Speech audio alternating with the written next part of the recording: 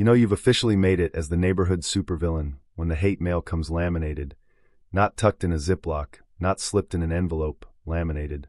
Heat-sealed, bubble-free, rounded corners like it just graduated from Office Depot with honors. It was 7 a.m., the sun already doing that aggressive suburban thing where it shines like it pays property taxes, and there it was tucked under my windshield wiper, glistening like a trophy for passive aggression of the year. The font? Comic Sans. Of course it was Comic Sans, the official typeface of bake sales, missing cats, and unhinged HOA threats. I stood in my driveway with a mug of coffee in one hand, keys in the other, staring at that plastic-encased declaration of war. Across the street, through a carefully calibrated sliver in beige blinds, I could feel the gaze. Mrs. Higgins, guardian of uniformity, protector of aesthetic integrity, patron saint of lamination. The note snapped when I pulled it free, stiff as a dinner plate. Attention resident. It has been observed that your vehicle is discharging toxic fluids onto the community pavement. Toxic fluids. I looked down at the crime scene, a dark spot roughly the size of a Ritz cracker. I knelt, touched it, cold, thin, rubbed it between my fingers. No oil slick, no rainbow sheen, just water. The condensation dripped from my truck's AC, because we live in a state where humidity tries to drown you on your way to the mailbox. Environmental terrorism, she'd later call it. And that's when the war started. I tried being rational. I really did. That evening, when she marched to the curb in khaki shorts and a visor wide enough to land a drone on, wielding a garden hose like a silenced weapon, I explained the science. Condensation. Evaporation. Physics. She narrowed her eyes like I'd just confessed to fracking the driveway. 2 days later, the HOA envelope arrived, thick, creamy, gold foil crest.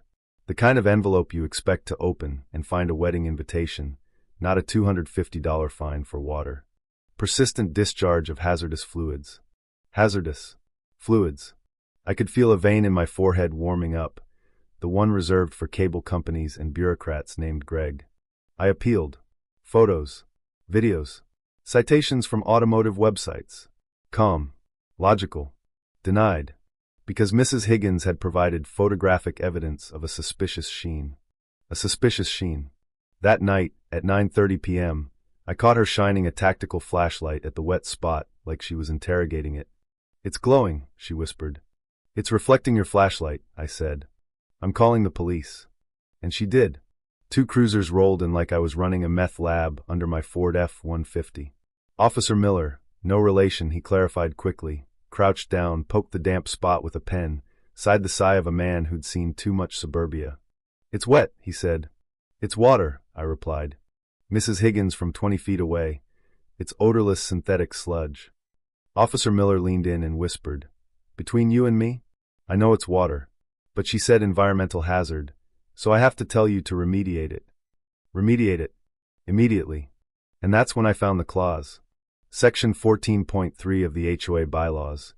Emergency remediation of hazardous spills takes precedence over noise restrictions.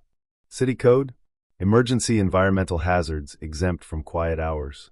Mrs. Higgins had labeled my driveway an active environmental threat. The police had ordered immediate remediation, which meant I was legally obligated to clean my driveway. Right then. At 3 a.m. So I drove to Big Mike's Heavy Hire, a place that smelled like diesel and vengeance, and rented the Tsunami 9000, 4,200 psi of industrial righteousness. The kind of machine that doesn't hum, it screams. "Hoa?" Big Mike asked. I nodded. He grinned. At 3 a.m., under the witching hour sky of whispering pines, I fired it up. The engine roared like a dragon waking up angry about bylaws. Foam erupted. Concrete transformed from dull gray to blinding white in a single pass. Across the street, light snapped on. Mrs. Higgins burst out in a silk robe, curlers bouncing, screaming words I couldn't hear through my ear muffs but could absolutely read on her face. The runoff flowed downhill, into her driveway. I stopped the machine. "Oh no," I shouted over the dying roar. "Containment breach. The toxins are spreading." She shrieked. "I have to mitigate the secondary hazard," I yelled, stepping across the street with the whirlybird surface cleaner, humming like divine judgment. I made one pass across her driveway apron. A single 20-inch stripe of pure white concrete. The contrast was biblical. If I left it like that, It would look ridiculous. So I kept going. Police lights returned. Officer Miller stepped out, looking 10 years older. "You have 10 minutes, he said after reviewing my clipboard, bylaws, and highlighted municipal codes. 10 minutes. I pressure washed like a man possessed. I wasn't cleaning anymore, I was erasing pettiness. I was carving humility into concrete. When I shut it down, her driveway gleamed like it had been reborn. And something unexpected happened. She didn't scream. She just stared at it. The next morning, the whole cul-de-sac gathered like it was an art exhibit. Neighbors whispering. Delivery drivers taking pictures. Mrs. Higgins walked across the street in full beige regalia, jaw tight. "I spoke with my realtor," she said. I braced for litigation. Curb appeal increases market valuation. Pause.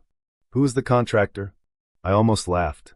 Instead, I handed her the name, Big Mike's Heavy Hire. She handed me a check. $150. Memo line, drive maintenance, noise settlement. "I do not accept charity," she said stiffly. It felt like accepting a surrender sword from a defeated general. I never cashed it. I laminated it. But here's the thing, and this is where I had my little epiphany, standing there in the glow of freshly stripped concrete. This wasn't about water. It wasn't about driveways. It was about power. Tiny, suburban power. The kind that grows in people when rules become identity. When control becomes purpose. When a laminated note feels like authority. And here's the truth I learned the loud, foamy way. If you try to out-petty someone who lives on pettiness, you better be prepared to go all in. Because sometimes the only way to stop a bully with a bylaw is to use the bylaw better than they do. Was I right? Maybe not entirely. I woke up sore for 3 days. My shoulders hated me. My wallet hated me. The neighborhood probably still talks about the 3 a.m. incident. But something shifted. Mrs. Higgins still patrols. Still measures things with her laser tape. But she doesn't laminate my mail anymore. And when my truck drips on hot afternoons, she glances and keeps walking. Now here's the part one want to ask you. Was that justice? Or was it just a prettier version of revenge? Because there's a thin line between defending yourself and escalating into full-blown suburban warfare. So tell me, if someone fined you $250 for condensation, what would you have done? Would you have paid it? Fought it politely? Or fired up the Tsunami 9000 at 3 a.m. and let the foam decide? Drop your take below. I genuinely want to know. And if you've ever had your own HOA horror story, I want to hear that too. Because apparently in the suburbs, karma comes with 4,200 psi.